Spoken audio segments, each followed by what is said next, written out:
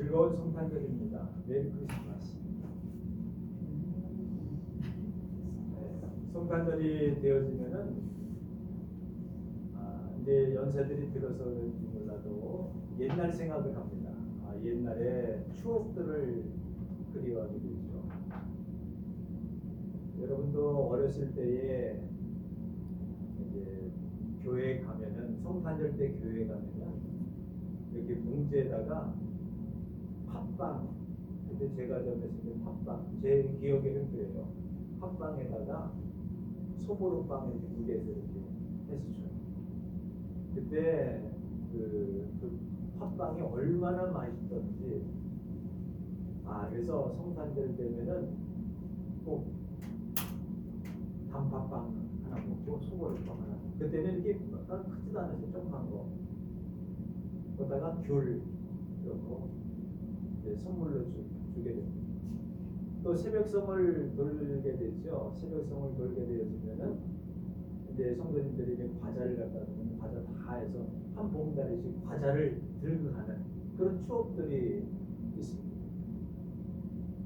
어제 친구 몇 명하고 만나서 얘기했는데 중학교 동창애들이고요. 야, 너 크리스마스 날 중앙교회, 중앙성결교회 너 따라가서 빵 먹은 생각도 나고, 그 다음에 이거 뭐 선물 뽑게 해가지고 뭐 포장을 멋있게 해갖고 받았는데 가보니까 무슨 책 같은 거라더라. 뭐 기독교 서적이었겠죠. 그거 받았다고 뭐 그런 얘기하고 많이 쫓아다녔다 이런 얘기잖아요. 요즘은 이제 팬데믹 그 코로나 이후에 이제 조금 좀 풀린 것 같지 않습니까? 사람들도 이제 많이 나가고, 특별히 이제 그 백화점 같은데 뭐 아울렛 같은 데 보면요, 아주 이 추리라든지 그런 것들을 엄청나게 해놨어요. 그동안 못했던 거 한번 해봐서 그런지 몰라도 그냥 뭐 천장에 닿을 만큼 해서 화려하게 뭐 샵들도 쭉 이렇게 그런 코너를 만들어 놓고 분위기를 막 띄려고 그랬는데 요즘 경기가 그렇지 않습니까? 경기가 안 좋으니까 좀 그러더라고요. 세계적으로도 이 코로나 때 그 성탄절의 풍습들을 보게 되면 각국마다 다 다른 모습들을 보게 되죠. 영국 같은 데는 보통 그 벽난로에 온 가족들이 다 모여가지고 거기서 가족들이 함께 파티도 하고 즐겁게 놀기도 하고 서로 대화도 나누고, 또 성탄절하고 또 신년하고 또 이렇게 연관이 되잖아요. 새해 소원도 빌고 그러면 즐거운 시간 가진다고. 또 콜롬비아 같은 데서는 선물을 주는데 정말로 아기 예수를 선물을 싸가지고 선물을 이렇게 보낸대요. 그 인형 같은 거를. 그리고 에스토니아 같은 경우에서는 에스토니아 같은 데서는 성탄절 이브날 다들 그쪽에 뭐 사우나 가지고 다들 뭐 사우나를 한대요. 근데 그런 풍습들이 있기도 하죠. 그리고 일본 같은 데서는 KFC 그 치킨들을 많이 먹는데요. 예약도 하고. 왜 그러냐니까 거기 이렇게 그 통에 할아버지, 산타 할아버지 비슷한 그 그림이 거기 그려 있어요. 아주 덕이 많은 사람. 그래서 이렇게 한대요. 세계 어느 각국이나 이렇게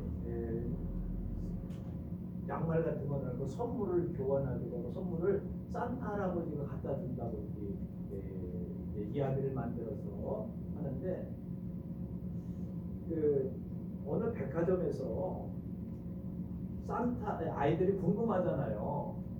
산타가 어디쯤 오고 있나, 굴뚝을 타고 넘어오기 전에 어디쯤 오고 있나. 그래가지고 아이들이 궁금할 걸 생각해가지고 뭐 콜로라도주에 있는 미국 콜로라도주에 있는 한 백화점에서 산타에게 전화를 하면은 위치를 알려준다고 전화번호를 써놨는데 그 전화번호가 어떤 전화번호였냐면 미 항공우주방위사령부 전화번호를 잘못 써가지고 그게 기재됐대요. 그래서 이제 아이들이 전화하는 거예요. 꼬마들이 전화해가지고 거기 산타 할아버지죠? 언제쯤 우리 집에 와요? 이렇게 전화하니까 거기 있는 뭐 해리 슈프라고 하는 대령이 근무하다 그걸 받고 나서 좀 이상하다? 그리고 답변을 해줬나 봐요. 이제 얼마 있으면은 갈 거다. 이렇게 얘기를 했었대요. 그래가지고 그게 1955년도인데 58년부터 산타 위치 추적 서비스를 지금도 해준대요. 산타 위치 추적 서비스를. 그래가지고 산타가 진짜 오나 보죠. 그러면은 어디 있는 것을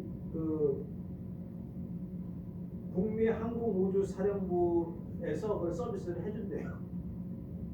그래서 지금 어디쯤 오고 있다. 그 영상 같은 것들을 올려놓고, 자 루돌프가 이렇게 사슴이 끌면은 그 코에서 반짝반짝 그러면 위에서 위치추적을 해서 어디쯤에 온다. 그러면 비행기를 이렇게 나르다가 거기 오면은 같이 이렇게 손도 흔들어주고 그런 뭐가 있다고 그랬죠. 그만큼 이 성탄절이 되어지면은 누구나 선물을 받기도 하고 선물을 주기도 하고 함께 즐거운 시간을 갖게 되고 희망과 소망을 가지고 기쁜 소식을 기다리고 있는 거예요. 이 기쁜 소식이라고 하는 것은 좋은 소식입니다. 그야말로 복음입니다. 굿뉴스입니다.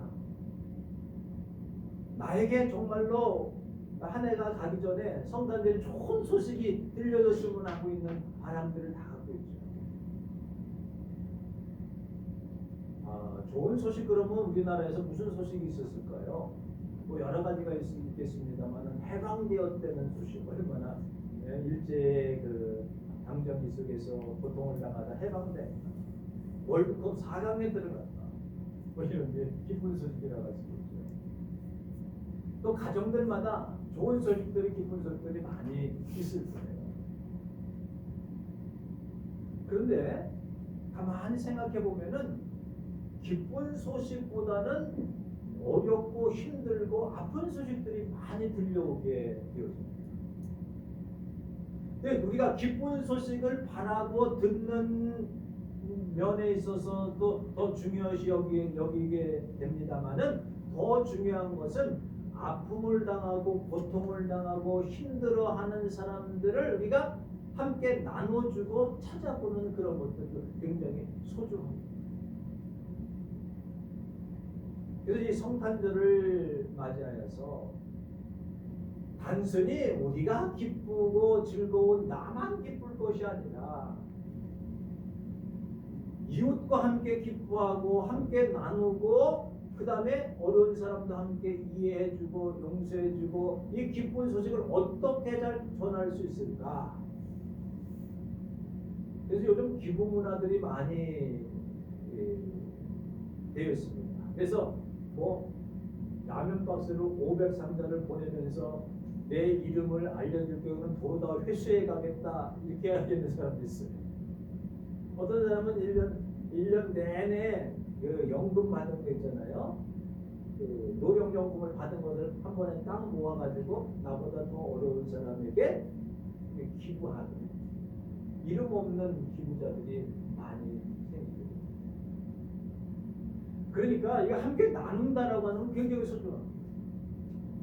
특별히 이제 직장에서 이제 은퇴를 하고 퇴직을 하고 이제는 무료하고 어려운 시간을 보내는데 이 시간을 어떻게 활용할 수 있는가?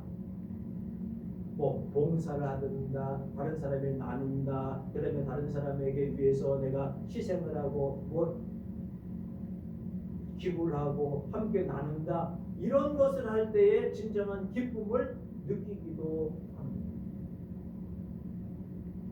그럼 이 세상에 가장 기쁜 소식이 무엇일까요?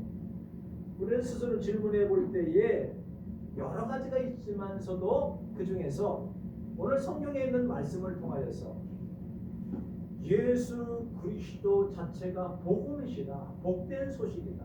왜냐하면 구원의 소식이고, 또한 예수 그리스도는 우리에게 생명을 주신 분이죠. 예수 그리스도는 빛으로 오셔서 어둠 가운데 우리에게 빛을 주신 분이죠. 예수 그리스도는 가난한 자에게 찾아오셔서 그들에게 복음을 전해주셔서 그들에게 기쁨을 주고 부욕해 해 주신 분이죠.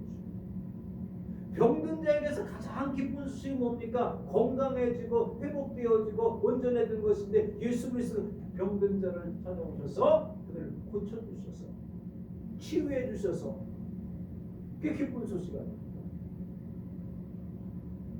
우리 성도들과 모든 사람의 각자 처한 위치가 다 달라요. 그런데 그 속에 예수님이 들어가면은, 예수님이 들어간다, 좀 표현이 좀 그렇습니다. 예수님을 영접하면은 그 안에서 내가 가장 어렵고 힘든 것을 해결해 주십니다. 그래서 기쁜 소식입니다.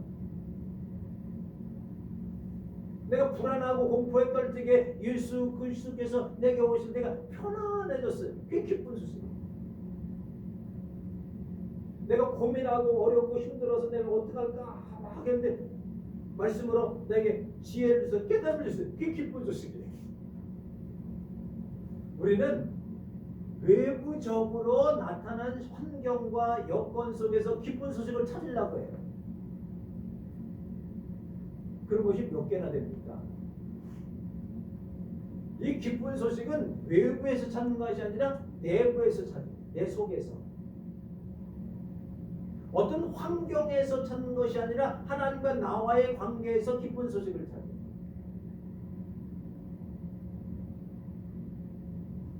오늘 본문의 말씀은 이렇습니다.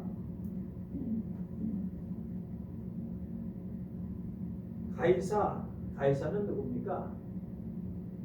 시저, 가이사, 로마 황제예요. 아우구스가 영을 내려서 수리아의 총독 구레뇨에게 온 백성들 다 인구조사를 하라고 해요.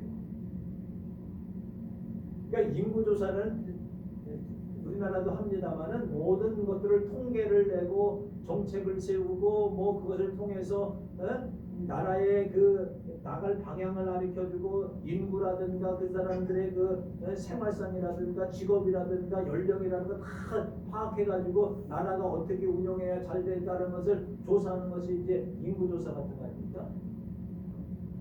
근데 인구조사를 하라. 근데 지금은 다 인터넷이나 이런 것들 발달했지만, 그때는 조상들의 고향에 가가지고 거기서 줄을 쭉 서가지고 누구 읽은 거예요. 그러니까 얼마나 시간이 많이 걸리겠어요. 그리고 온 유대 나라에, 이스라엘의 모든 나라 사람들이 각각 옮겨 다니면서 자기의 고향을 찾아가서 조상들이 찾아가는 조상 있는 데 가가지고 거기서 인구조사를 하는 거예요. 그러니까 굉장히 복잡합니다. 마리아와 요셉이 갈릴리에서 베들레헴 다윗의 동네로 인구조사를 하는데 가는 거예요. 그런데 그 거리가 오늘날 말하면 이제 100km 정도 돼요. 100km. 여기서 어느 정도 되나요? 100km. 네. 거기서 걸어서 가서, 그러니까 너무나 벌써 복잡한 거예요. 여관도 없어요. 아는 집도 변변하게 없었던. 대부분 거기를 이렇게 해서 2층에는 이제 숙소고 1층에는 주차장이잖아요. 소나 말이나 말 타고 오는 거, 그다음에 석교 유래가니가 1층에 있는데 거기에서 거할 곳이 없어서 마구간에서 구유의 호댁에다가 여기서 임신했죠. 그래서 아이를 낳았어요. 그래서 호댁에 서서 부위에 누워 젊은 사람들은 구유라고 그러면 애들은 구유라고 그러면 잘 이해 모를 거예요. 말 밥그릇, 소 밥그릇. 거기다가 포대기에 싸가지고 거기다 올려놨습니다. 그래서 예수님이 탄생한 곳은 어디냐면 말 밥그릇 위에 마구간 누워 있는 곳은 말 밥그릇에다가 포대기를 싸서 이제 보통 강보라고 하는데 이게 포대기죠. 포대기를 싸가지고 거기다가 이렇게 넣었어요. 예수님은 탄생부터 아주 환영을 받기보다는 거할 곳이 없을 정도로 아니 참 이해를 할 수가 없어요. 아기를 낳게 되어지면은 아무리 그래도 지금도 마찬가지지만 아무리 그래도 방에다가 자기들이 밑으로 내려와서 자는 아이들 방에다가 아이를 할 수 있고 산모가 그래도 따뜻한 데 있어야 될 거 아니에요. 근데 어떻든 간에 마구간에서 태어났습니다.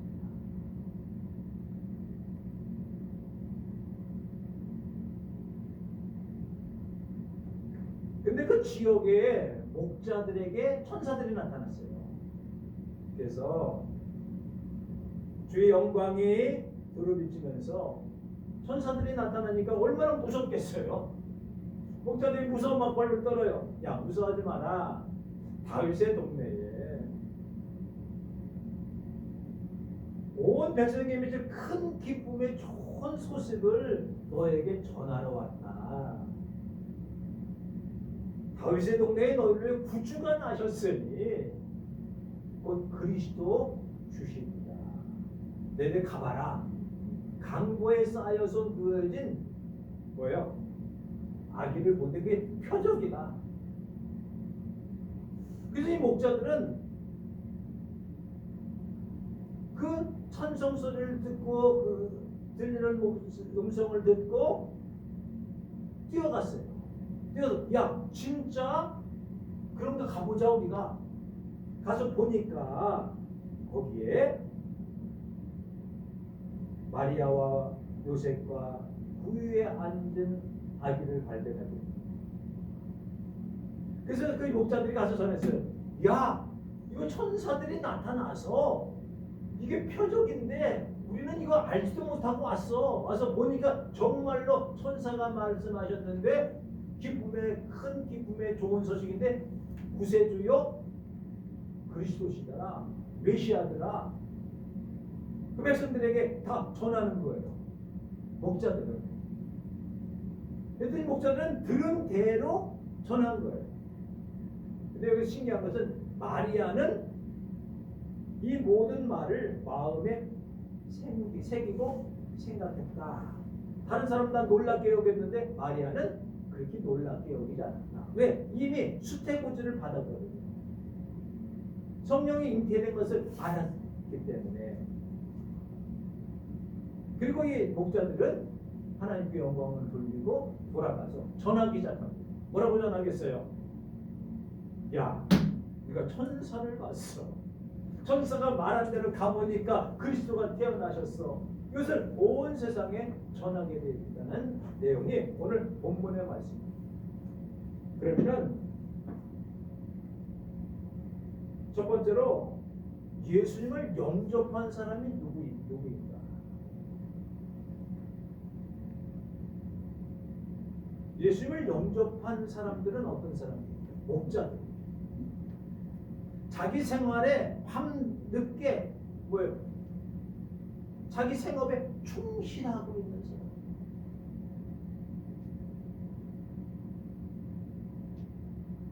목자들은 당시에 그렇게 고관 대적들이 아닙니다. 일반 평범한 사람. 또 그들은 항상 목자들은 하늘을 바라보고 살았어요. 목자들은 늘 양떼를 위해서 목숨을 내놓을 각오를 하고 있는 사람들. 비천한 사람들의 어떤 면에서. 그러나 하나님께서는 천사들은 그들을 통해서 복음을 전합니다. 예수님 자체도 마찬가지입니다. 영광을 받기 위해서 왕궁에 태어나신 게 아니에요. 오히려 낮고 천한 말밭구르기에서 태어났어요. 말 외양간에서 태어났어요. 양치 있는 목자들이 주님을 영접하고, 이게 바로 뭡니까? 예수님은 마음이 연약한, 겸손한 자, 그리고 마음을 내려놓는 자, 그들에게 찾아오셔서 그들이 영접할 수가 있게. 그렇다고 보면은 우리들이 하나님 앞에서 겸손하게 가난한 마음을 가지고 메시아를 기대하는 마음을 가지고 주님을 사랑하는 마음을 가지고, 그 당시의 사상은 뭡니까? 메시아가 오시면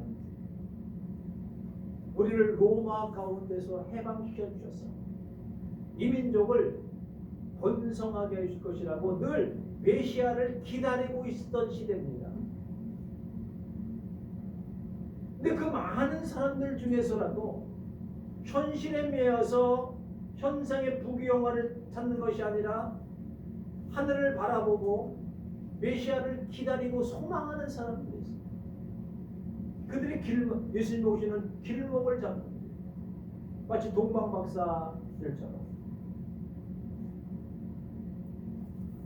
우리는 이 시대에 재림하실 예수 그리스도를 기다리며 소망하며 사는 그런 마음을 가져요. 그리고 내 맡은 일에 충실하면서 내게 맡긴 여건 가운데서 주님을 바라보고 있는 자들에게 주님께서 오시는, 언제 오시는지 알 수 없어요. 이 당시도 마찬가지 아닙니까? 벌써 구약 성경에서는 메시아가 오실 것을 그냥 계속 예언하고 있어요. 우리가 오늘 시편 읽었듯이 내용을 보면은 한 아기가 태어날 것이다.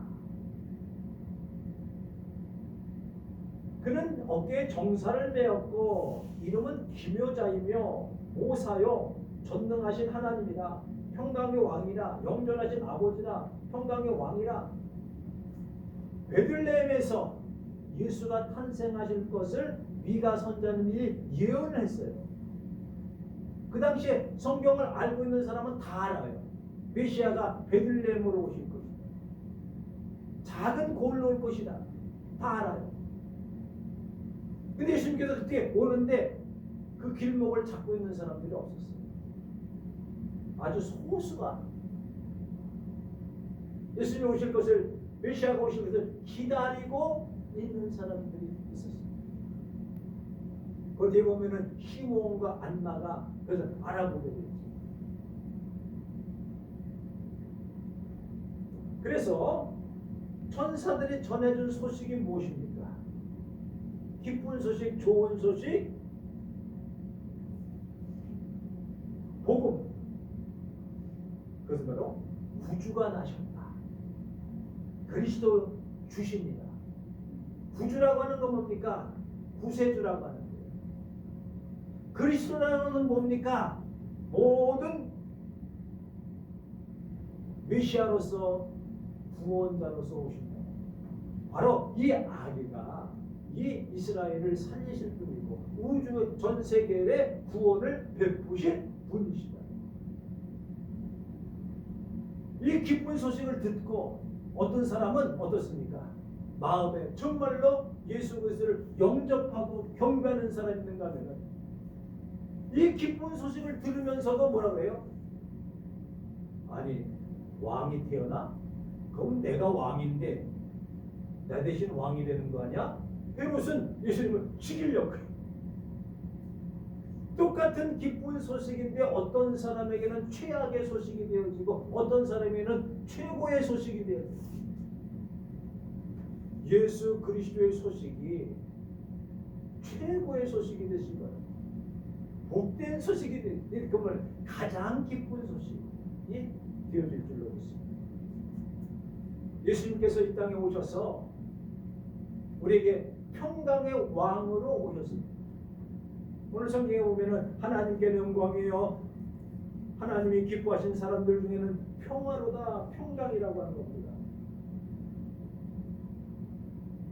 평화의 주님을 영접할 때에 우리에게는 평강이 있게 되어지고 하나님과의 화평과 하나님과의 평강과 사람과의 평강과 자연과의 평강이 있게 되어집니다.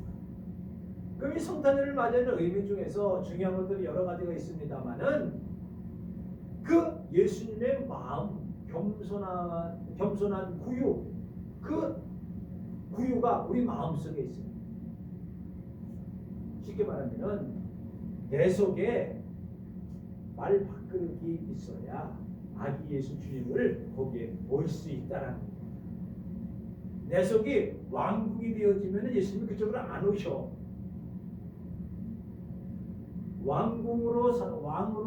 왕궁처럼 화려한 곳에 있고 싶지 않은 사람이 어디 있겠어요?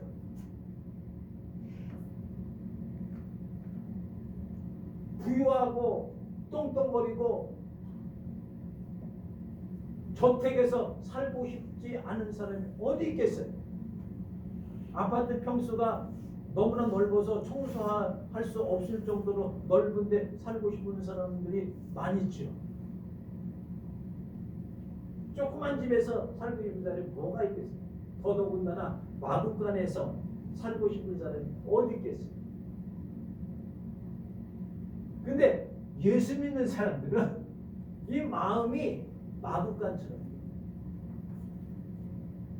그리고 항상 열려진 마음이 있어요. 항상 받아들일 마음이 있어요. 항상 모실 마음이 있어야 돼요. 항상 비워놔야 돼요. 여기 꽉 채워놓으면요 아기 예수님이 들어올 자리가 없어. 세상에 바쁘고 약삭 빠르고 빨리 여관 차지하고 빨리 좋은 좌석 차지하고 거기 앉아서 난 못 들어오지 못해 이렇게 하면은 거기에 예수님이 들어갈 자리가 없어. 항상 비워놔야 돼요. 어느 곳에요? 가장 귀중하고 소중한 것을 비워놔요. 그게 뭡니까? 말 밥그릇이에요. 말 구유예요. 오히려 이거는 많은 것을 가지고 있지 않은 사람들이 더 많이 비워놓을 수가 있습니다. 너무나 많은 것을 가지고 있으면 쌓아놓고 해서 들어갈 곳이 없기 때문에 영접할 수가 없는 거예요.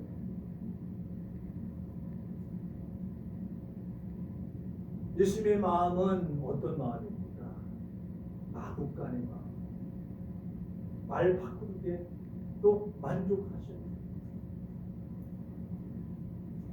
근데 그림이나 사진 같은 데 보면은요 말 발그릇에 빛이나 이렇게 그림 그릴 때 대부분 그렇게 있잖아요. 빛난다 그렇게. 그런데요 그거에 찾아온 사람들이 있어요. 동방박사 페르시아에서 나이가 보통 7, 80, 90 되신 어른들이에요. 박사들이에요. 박사들은요, 페르시아 박사들은요, 얼마든지 대우를 엄청나게 받고 있는 사람이에요. 그럼에도 불구하고 다 포기하고 몇 달을 거쳐서 페르시아에서 이 베들레헴까지 별을 보고 쫓아온 거예요. 뭐예요? 가치를 알기 때문에. 자기는 나이가 엄청 많은 할아버지예요. 아기 예수 이제 태어났어요. 거기서 절을 하고 가장 소중한 황금, 세상에서 황금을 싫어하는 사람은 어디 있어요?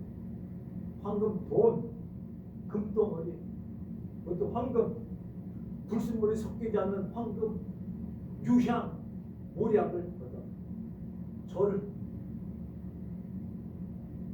그래서 예배 중에서 동방박사의 예배가 최고로 쳐주는 게 그거예요.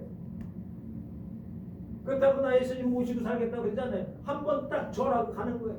그걸 위해서 몇 달 동안 얼마 걸렸는지 모르지만 그 페르시아부터 그걸 쫓아가가지고 거기서 밤낮 걸어서 별을 보고 쫓아서 한번 예배하고 경배하고 가는 그 값어치를 알기 때문에 이분이야말로 구세주요 메시아요 구주이시기 때문에 평강의 왕이시기 때문에 한번 절하고 나도 나는 더 이상 할 게 없다. 이보다 더 좋을 수는 없다. 이게 동방거스예요. 왜? 그들의 마음속에는 마구간을 그리워합니다. 비워져 있기 때문에.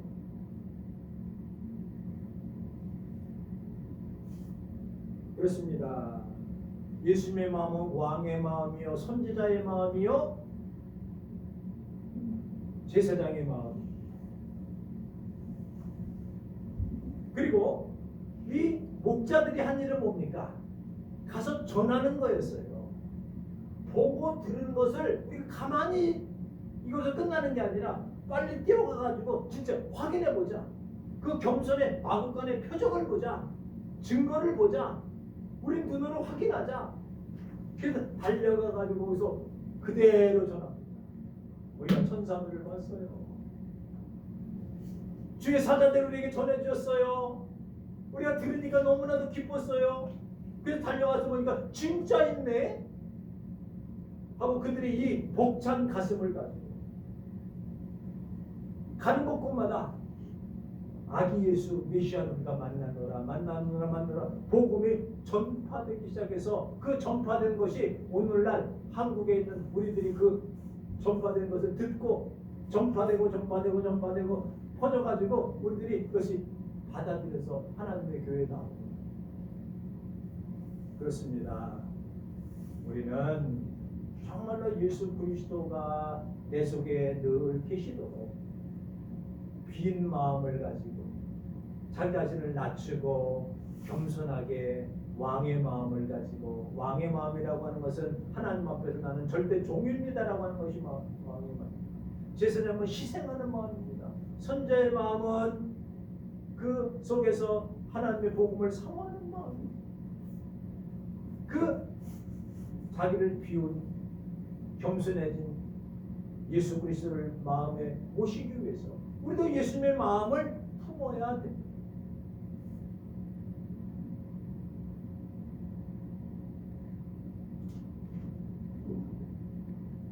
그 아일랜드의 풍습 중에 하나가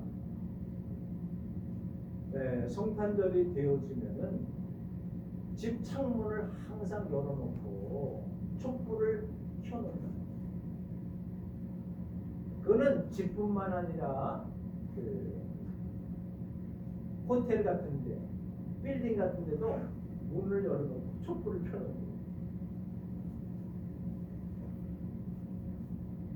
왜 그러느냐?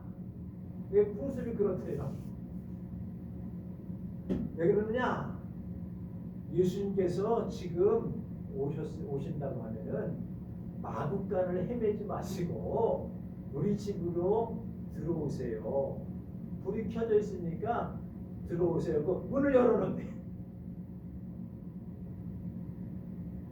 아일랜드에서 그런 일이 있다고 합니다. 그리고 아침이 되어지면은 마리아 메리라고 하는 이름을 가진 여인이 아니면은 어떤 소녀들이 그러다니 그 촛불을 끈대. 왜? 이제는 예수님 어느 집에 우리 집에 안 오셔도 다른 집에 들어가시겠지. 아일랜드에서 그런 풍습입니다. 왜 이런 말씀을 드리냐면은 그거예요. 정말로 오늘날 예수님이 오신다라고 하면은 언제든지 문 열어놓고 영접할 수 있는 그런 자세를 가지고 주님의 마음에 동참하고 주님을 모시고 싶다라고 하는 간절한 소원 가운데 이렇게 풍습을 가지고 있는 것이지요. 마찬가지입니다. 오늘날 마음의 창을 활짝 열어놓으시기 바랍니다. 우리의 문을 항상 열어놓고 불을 켜놓고 주님을 기다리시기 바랍니다. 오늘 오시는지 내일 오시는지 알지 못하지만 항상 주님을 모시고 싶은 그런 마음, 더 이상 이제는 주님을 외면하고 주님을 무시하지 않고 주님을 영접하겠다는 그런 마음을 가지고 열려진 마음을 가지고 주님을 영접하는 사랑하는 성도들 뿐만 아니라 이 기쁜 소식, 나만 기쁜 것이 아니라 이웃에게도 이 기쁜 소식, 좋은 소식, 구원의 소식, 생명의 소식, 천국 복음을 온 세상에 전하시는 사랑하는 모든 성도들 되시기를 주님의 이름으로 축원합니다. 기도하시겠습니다. 하나님 아버지, 그 크신 사랑과 은혜를 감사드립니다. 하나님 우리들을 사랑하시고 복을 주시고 은혜로 채워주심을 감사드립니다. 믿음 안에서 주님을 온전히 영접하는 삶이 되어질 줄로 믿습니다. 주 예수 그리스도의 이름으로 기도 올리옵나이다.